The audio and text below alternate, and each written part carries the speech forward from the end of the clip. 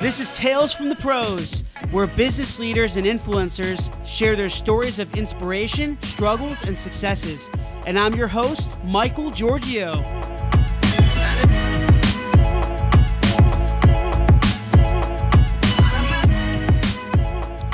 Hey everyone, good morning. Welcome to Tales from the Pros, and this is Michael Georgiou, your host and co-founder of Imagine Ovation. I have a very, very special guest with me here today, and he is the influential Jay Baer. Jay is one of the top digital marketing and customer service strategists, world-renowned speaker, New York Times bestselling author of 5 books, and a technology investor. And he also founded Convince and Convert, which I'm sure you've seen a lot of their content all over social media. And Convince and Convert was Jay's 5th multi-million-dollar venture. Jay, thank you so much for being here with me, man. I appreciate it. Michael, my pleasure. Thank you for having me. Looking forward to it. Absolutely. Thank you.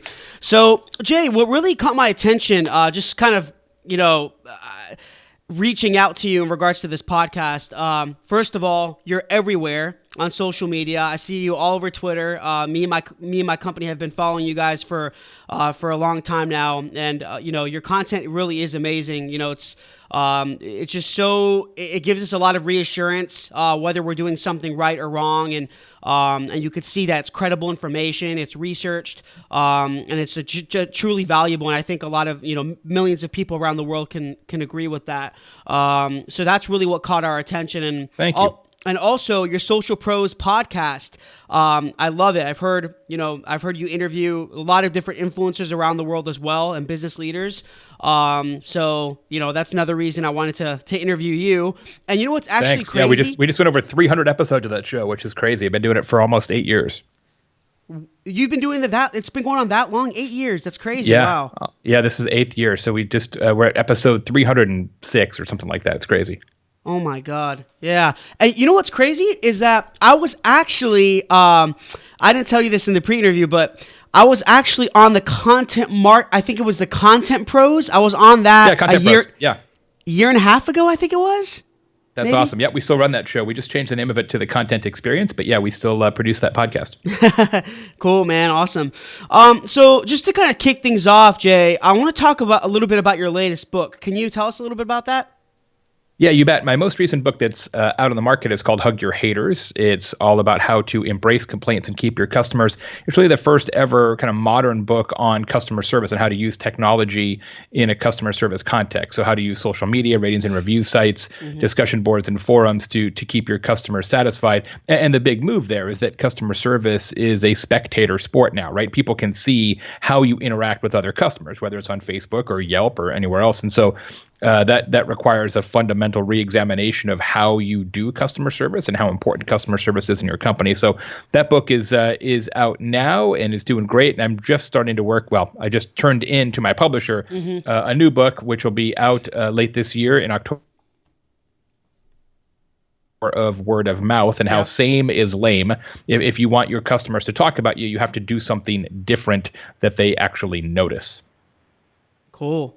Wow, that seems interesting. Definitely gonna check it out. And tell me a little bit about. If you go to talktriggers.com, Michael, you can just sign up with your email address, and my co-author Daniel Lemon and I will keep you up to date when the book is getting ready to be released. We'll have all kinds of special pre-order offers and all that kind of stuff. So right now we're just in the give us your email, we'll keep you posted phase. But talktriggers.com is a place to do that. Thanks. Cool, awesome. Yeah, sounds good. And tell me about your utility books. I see that all over. It's on Amazon, right? And you're selling it a bunch of different places. Oh, yeah. Anywhere that you can get books, you can probably get all my books. Utility was my second book. Yeah. It's all about why help is better than hype. It's this idea that if you produce useful information, if you produce content that is so useful, people would pay for it if you ask them to do so.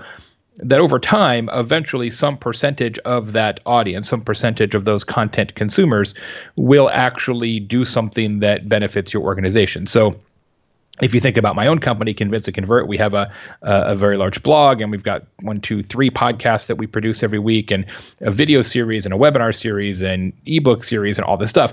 And all that content is created and distributed for free.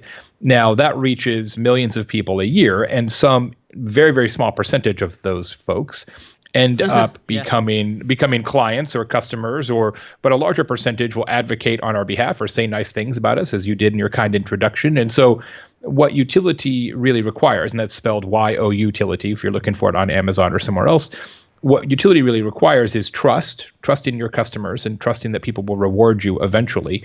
And it requires patience, because it's not, hey, I read a blog post, now let me give you money. It's you build a relationship over time, and that relationship eventually culminates in a desirable business outcome. Yeah, that's fantastic, and I definitely want to touch on patience later on in the podcast. But Sure. no, that's really great, man. I really appreciate that. So, what really inspired you, Jay, to getting into the content marketing and customer experience game? I know you've been doing this for over 20, 25 years now. So what was really the drive behind it? It was weird. Doing this for a long time, accidentally. Like before, it was actually, we called it content marketing. So I started off in journalism, and I went from journalism to politics. When I was in politics, I specialized in direct mail, which is certainly a form of content marketing. And then I spent time in radio and television, and so I had exposure to all these different media forms at a young age. And then when I started in the internet business in 1993, which is a long time ago in the internet game, we used content to try and attract new customers. Didn't know that's what we were doing. In fact, there was no name for it at that time. But we thought, well, why don't we just try to educate customers instead of trying to sell them? And eventually, sort of the idea of content marketing and the phrase content marketing was developed and popularized. And I sort of looked around and said, oh, that's what I've been doing this whole time. How about that? That's cool. And we were talking a little bit about this earlier. So, the content marketing word, the definition, it just gets thrown around everywhere. A lot of marketers, at least from my experience, I've talked to a lot of different marketers, and they'll use content marketing, but it doesn't, the way they define it, it's like, I'm like, is that even the right way of defining it? As you being an influencer in this space, how would you really define content marketing the right way for people to know? I mean, the way I describe it is that it's something that a business creates and distributes that either educates, informs, or entertains individuals so that eventually behavior change results, right? That eventually the people who consume that content think differently, act differently, feel differently, and that's at some point that benefits your business, because content marketing is about business, or at least it should be, right? The goal is not to be good at content. The goal is to be good at business because of content. And those aren't necessarily the same things. Like, this isn't fine art class, right? We're doing a podcast because eventually people will pay attention to your company and they'll hire you the same reason I do a podcast, the same reason I write blog posts and books and all these things. And so there has to be an outcome there eventually. Where people get tripped up, though, Michael, is they think, well, geez, I just wrote this blog post. How come nobody's given me money yet? And it really is a longer term approach to customer acquisition. And that patience, the patience that's required for content marketing to work well, sometimes is difficult for people to embrace.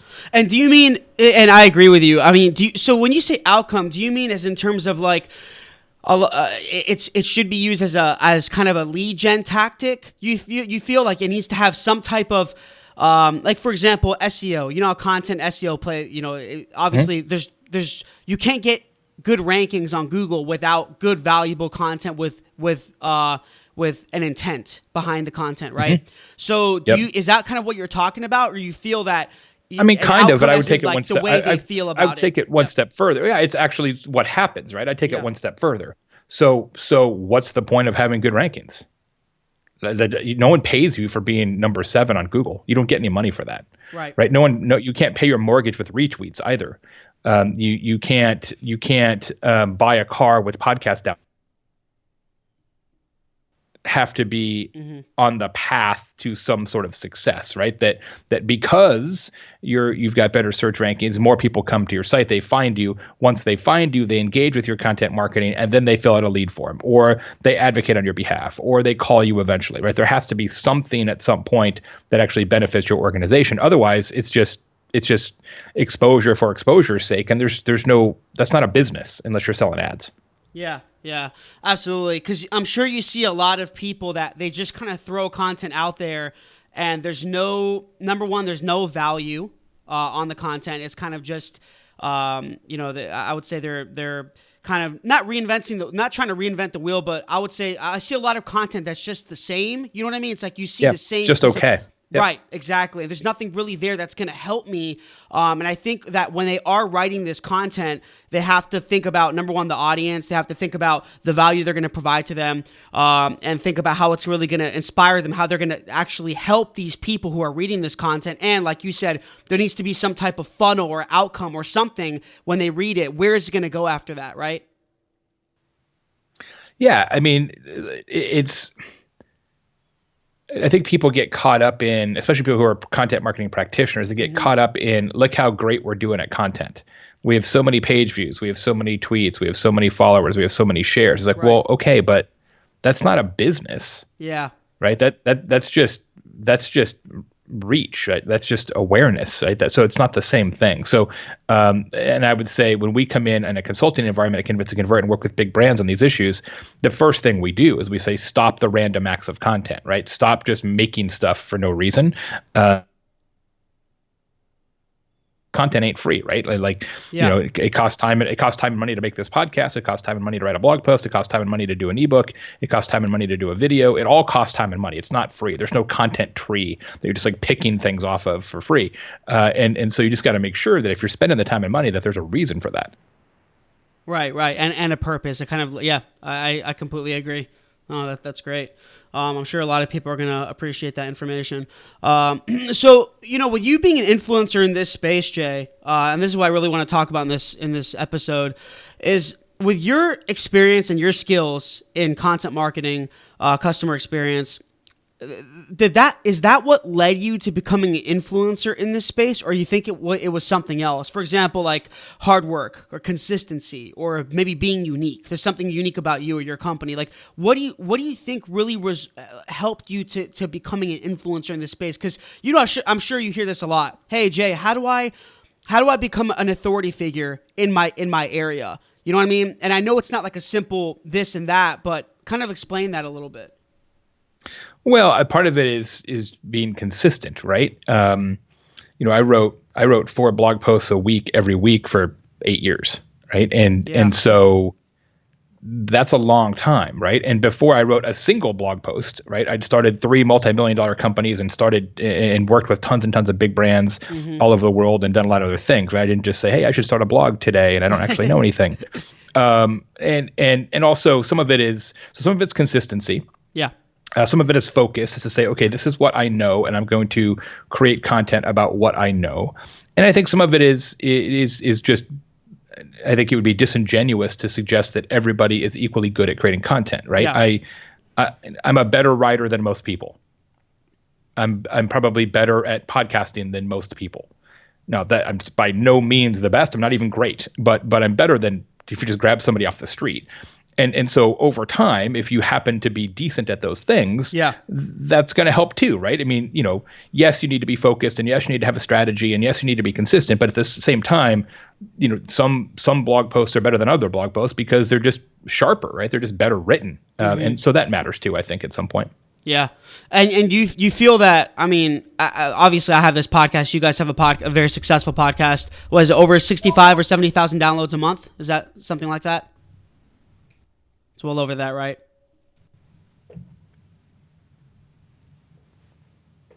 You with me? Yeah. Yeah. Oh, sorry, go ahead. So your podcast, you guys have over 65 or 70,000 downloads a month, something like that, right? Yeah, something like that. Yeah. So I feel like podcasts are really in trend, and video content too. You think that's you think that's not going anywhere? You think that's really the future of content right now? I don't know if I would say the future of content to the degree that there's no room for writing. I think there is, but certainly podcasts will continue to succeed because it's the only multitaskable content format, right? You can commute to work and listen to a podcast. You can run and listen to a podcast. You can use your snowblower and listen to a podcast. You can't use your snowblower and read a blog post. At least you probably shouldn't. That's true. So you know, you can do it in more windows of your life. And that's one of the things that's powering podcast listenership now. And the numbers are up year after year on podcasts. Video also incredibly important, but for a different reason. Video, of course, touches more of your senses than does text. It's just the way it works, right? You have the and so as we're at this point now, especially with 5G coming out, where streaming video is no big deal. Like you can stream video from your phone over 4G, even over 3G in some circumstances. There's no more barrier to video, and consequently, what you're seeing is this huge rise of short form video content. Now, I feel like at some point we're going to have a pendulum swing back the other way a little bit, because when everybody's making relatively mediocre short form video content, then what's going to work is something that's different than that, right? Is long form text will work again. For example, right now, because of the huge rise of email, and it's just much easier to send somebody something electronically, one of the best marketing tactics out there is direct mail, right? Something that actually comes in your U.S. Postal Service mailbox, which for years and years and years and years and years was viewed as a poor marketing tactic because people just look at that mail and throw it away. Well, people get a lot less mail now. And so if you do something interesting and cool and dynamic in an actual mailbox, it will work disproportionately. So it's all about counter programming, right? So if everybody's doing one thing, what you should be thinking about is how can I do the exact opposite of that thing? Yeah, no, absolutely. Yeah. And I mean, like if you go back on, you talked about a little bit about, you mentioned strategy as one of the elements in regards to providing good content and purpose. I've seen so many people, Jay, that have wasted time and money on areas where their audience isn't even there. You know how there's so many different social platforms now, right? And I think there's more even coming out. But people, it seems like a lot of, even I see people they've been doing it for a long time, and even digital marketing companies that I've seen, and they're just kind of posting content everywhere, but it's like, why are they even posting there? Is the audience even there? Do you think that, like for you, how did you identify your audience on certain platforms and really target them effectively? Is there anything that you did, or was it just trial and error over time? Definitely trial and error at some level. And I'd say we still don't have it figured out entirely, because what people want in different platforms change. Like right now, we're putting more emphasis on LinkedIn. We're seeing a real renaissance, putting less effort on Facebook than we have in the past. Yeah. And so you sort of have to change your strategy based on conditions on the ground. But I'll tell you the one thing that doesn't work, and this probably is intuitive, but I've also tested it, is say, let's do the exact same thing in every platform every day. It just doesn't work. Like you can't just copy and paste your content or your tweet or what have you across every social network and every platform. It just doesn't work. It won't work. Yeah, no, I get it. I mean, yeah, no, I agree. I think it's definitely a lot of trial and error. And if you noticed, have you noticed, like on Facebook, for example, organic or just organic posts on Facebook, it only reaches like 5 or 6% of your audience. Isn't that right? It seems like they're targeting more. It's more towards paid content. Do you kind of agree with that? You think things are more towards paid, at least on Facebook? Since they went public, it seems like things have changed.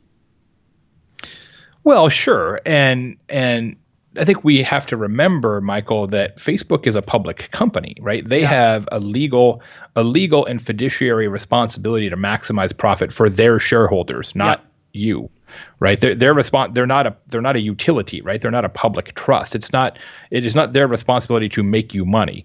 It's their responsibility to make them money. Yeah. And for a really, really long time, we sort of had a free lunch. It was like, okay, build a Facebook business page and you can publish something,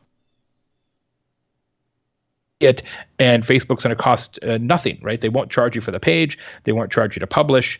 It's a party, right? And the reality is no other form of marketing works like that. You can't send email for free, right? Emma's going to charge you money to be your internet service provider, or MailChimp, or anybody, or Infusionsoft, or whatever. Right. All of that costs money. HubSpot costs money.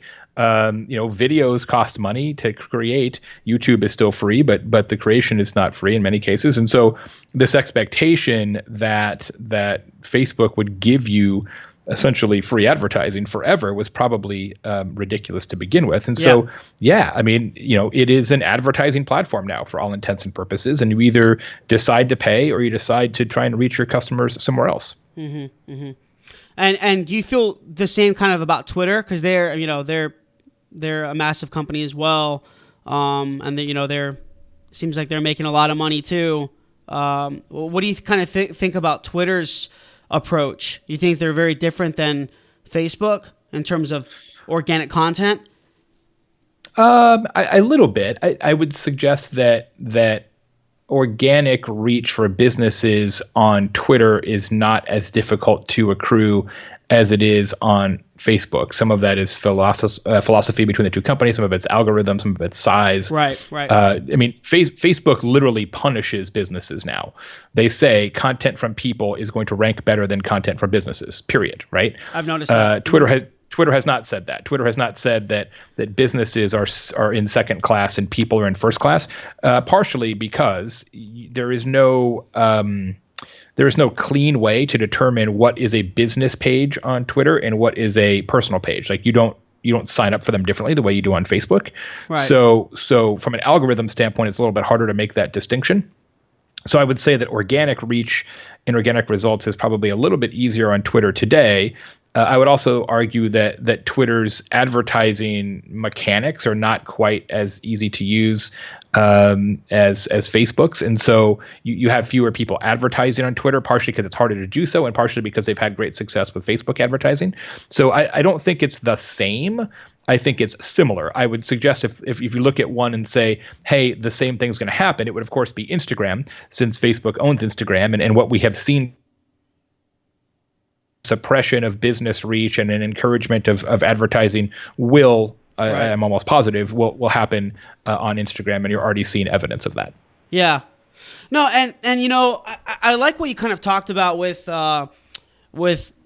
personal versus company. And I mean, for everyone that's trying, or for the people out there that are trying to become influencers or authority figures in their space, I guess it's kind of the dream nowadays is to, like yourself, talk around the world, speak about something that they love, something that they're passionate about, that they're good at. But in order to get there, I think it requires a lot of self-branding, and also company branding, leveraging their company as well. Do you think there's that? What do you see the difference is in terms of social media? Like, do you think it's better to focus on branding yourself because people can connect with you easier than connecting with a company? Because don't you think, like, with a company that they feel like they're being sold, but with you, like, if you talk to me instead of convert talking to me, I would feel more engaged, more reason to engage back with you. Oh yeah, you know what I mean? Yeah, I mean, of course, yeah. There's no question. There's no question that we trust people more than we trust businesses. Yeah. There's lots of research on that. In fact, that's one of the reasons why my new book is about word of mouth, is that people are the power now, right? People can drive business results in a way that they couldn't previously. So yes, we trust individuals, which is why if you look at my site at convinceandconvert.com, right, it says convinceandconvert.com with Jay Baer. I mean, it's a whole company, right? But we still try and associate my name with it. My face is on the homepage because people know and hopefully trust me probably more than they know and trust my company. And so you don't want to you don't want to lose that, right? And so face to the name. Yep. Right, exactly. And so that's easier. That's an easier playbook for companies that are smaller like mine, as opposed to Ford or IBM or some huge organization, Cheesecake Factory, right? It's a little bit harder. Yeah, it's a little bit harder when you're a bigger company to put a face, but it's not impossible. Think about Wendy's and Dave Thomas, the former founder of Wendy's and now deceased. He starred in those commercials. You look at a more modern example. Look at what KFC is doing right now with all the different Colonel Sanders characters that they're putting out there. Every month. You think about the character of Colonel Sanders more so than the corporation of Kentucky Fried Chicken. So it's a very strong strategy. Not everybody can do it. Yeah. Oh, that's awesome. And I completely agree. I think connecting your someone's face, like having that personal touch to the company, is going to do wonders for the company and for that person. I think it definitely assuming trust. Yes, assuming that person has a good reputation, right? So you can't just like put any face out there and say, hey, we got it covered, man, because now we got this guy. You have to have some you have to have some trust built into that person as well. But it can absolutely. One of the things that's a challenge about that, though, Michael, is in a circumstance like ours, for example, I'll write a blog post, and then the question internally becomes, okay, should we share that blog post on my page? Well, probably. Should we also share it on the company page? Maybe. And then we've got two Instagram accounts, we've got two Facebook accounts, we've got two LinkedIn accounts, and so you start thinking about from a content promotion perspective. Does everything I write get promoted by the company? And if somebody else in the company writes something on our blog, do I promote it on my personal page? You just sort of get some of this. It's just a little bit confusing sometimes, even for us. Right. Yeah, no, I get it. And I know that I saw the podcast. I know you interviewed Gary Vee. I think it was like twice, right? Gary Vaynerchuk. And yeah, I know you're friend. I know him. I've known him for a long time. I've known him since really since before he became Gary Vee, when he was first starting Wine Library TV. Yeah. Which is his long running video series on wine tasting, and he taught me a lot about wine, and I was just a fan. And then I happened to meet him in a couple of events. We spent a bunch of time together, and so I've known him for, probably close to, say, a decade, pretty close to a decade. Yeah. Wow. Long time. That's awesome. Yeah. I mean, Gary Vee is well known as well. And this is the thing, I like what you guys said on your podcast when I heard it a few times, actually, is that you talk a lot, you both seem to agree and talk a lot about good motives, intent, empathy, and patience. And I'm really close to those as well. Like, I completely agree with those, and that's helped me to get to where I am as well. Because I think a lot of people, they have, especially the kind of the millennials, starting businesses and things like that. Yeah. They want things very quickly, and there's a lot of instant gratification. I know, like I said, I'm sure you agree, and I know Gary Vee agrees with all this. But how do you think empathy, patience, and motive play a role into where you are today? Well, I mean, certainly from a patience standpoint, I've been fortunate enough to have some patience. When I sold my last firm, before I started Convince to Convert, I had some money in the bank, and that gives you, it just gives you a little more cushion to be patient, right? So Gary rails about this all the time. That people try something for 6 months, and they strive for 6 months. They're like, well, how come I'm not a millionaire yet? And he always tells them, like, you're not being patient enough, and that's true. He's right about that. But it's easier to be patient when you have tons of cash laying around, as Gary does, and so it is important to not fool yourself into thinking that this is all going to magically happen overnight. You've got to give yourself some time, right? And part of that is, part of what works with patience is motives, right? People, you know how they say that dogs can smell fear. I mean, I totally believe that to be true. Yeah. I feel like content consumers can smell motives. Like, they know if you're actually giving away valuable information because you want people to learn, versus you're giving away valuable information because you want to trick them into some sort of funnel sequence that eventually is going to yield a customer, right? And so I mentioned this earlier, that it to me, the key is trust. You just have to trust that people will consume your information and will reward you eventually. If you feel like you can't trust people, that you have to make sure that they're going to reward you, well, then you should be selling online courses, right? Or something that has a very direct path to revenue, right? Like, that's okay, true. I know this thing, give me money and I'll teach you. There's nothing wrong with that, right? Mm-hmm. It's not about trust then. It's about quid pro quo. Yep. I prefer a trust model. Not that I haven't done online courses, I have, but I prefer a trust model, and so does Gary, which is, we're just going to give you a ton of stuff, and eventually it's going to work out for us. And that does require some patience. It requires some trust. It requires some faith, and it's not for everybody. And I think that's the key lesson here. Gary is a very compelling character, a friend, but his approach is not for everybody. And I think he would say the same thing. You just have to understand that if you have the stomach for it, he'll tell you how to do it right. But not everybody has a stomach for it. The same way that not everybody has a stomach to be an entrepreneur or run their own company or skydive or anything else, right? So what I always tell people is, look, play your own game. Mm-hmm. Like, if you want to learn from me, great. You want to learn from Michael, that's great. You want to learn from Gary, that's great. There's a million people out there you can learn from. But ultimately, you got to play your own game. Like, don't just take somebody else's formula and say, okay, I'm going to do that step by step. That's stupid. Yeah, man, I really, I love hearing this, man, because I completely understand that. And for me, starting my company 6 years ago, Imagine Innovation, it was just so much patience required. But there's definitely, I think Grant Cardone as well. He talks a lot about like more aggressive patience, not just sitting there waiting for things to happen, but obviously there's patience and understanding that there's going to be struggle. It's going to take time to get what you want, be where you want to be, but you got to work hard. You got to grind hard. And I know you got to optimize, right? That's what we always, you got to optimize. It can't just be like, well, I'm doing the same stuff and it still is not working. So eventually it'll work. Probably not. Right. And so, because I come from a digital marketing background, what I always think is like ABT, right? Always be testing. So you got to be patient, but every single time you publish something, you should be testing it. Well, what if I tried it this way? What if I tried it that way? What if I tried it this way? And eventually the right approach for you, I think will show itself. But Grant's exactly right about that. You can't just like, well, I'm continuing to create the world's worst whatever, and someday people will think it's great. No, they won't. Yep. Yeah, man. Yeah, it's crazy stuff. I mean, do you? So I know you've invested in a lot of different startups and things like that. Do you think a lot of these startups or even millennials, do you think that they're less patient nowadays than before? Or what do you think about that?